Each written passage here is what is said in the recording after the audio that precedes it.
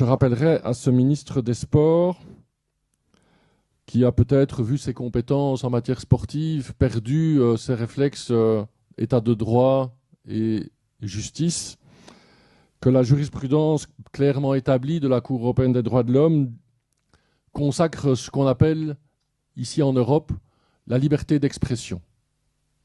Et la liberté d'expression, qui est consacrée par la jurisprudence de la Cour européenne des droits de l'homme, protège les propos, et je cite, « qui choquent, qui heurtent et qui blessent ». Alors certes, il a peut-être été choqué, heurté, voire blessé par des propos tenus par mon client qui a fait son travail de journaliste. Mais ne dit-on pas souvent qu'il n'y a que la vérité qui blesse ?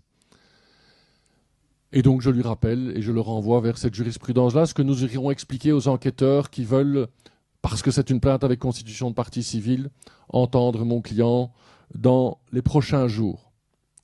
Et je rappellerai que, sauf erreur de ma part, mais je dis ça sous votre contrôle, que M. Didier Boudimboun Toubouanga ne doit pas oublier que, et je redis sauf erreur de ma part, il a la nationalité belge.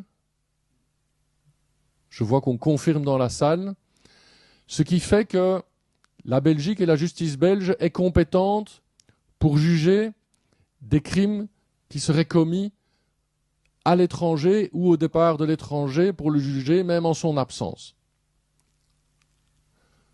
Il peut le voir comme un avertissement, mais je pense que, et on l'a vu dans le passé, de nombreuses autorités congolaises ont oublié, lors de leur retour à Kinshasa, de renoncer à leur nationalité belge, ont cru qu'ils avaient toujours la nationalité congolaise, alors que, et c'est étonnant qu'un avocat belge doit leur rappeler, la nationalité congolaise est une et indivisible.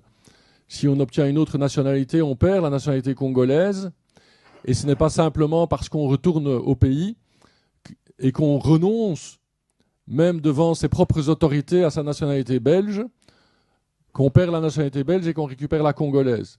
Non, on ne peut renoncer à la nationalité belge que devant les autorités belges, à savoir l'officier d'état civil de sa commune de résidence en Belgique ou éventuellement l'ambassadeur de Belgique à Kinshasa.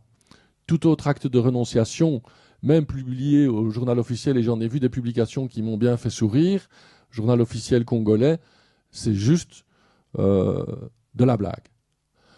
Et donc, on l'a vu avec l'ancien patron de service de renseignement militaire, l'ex-DEMIAP, le général Christian Daiwel, qui a la nationalité belge et qui est poursuivi en Belgique pour des crimes commis au Congo.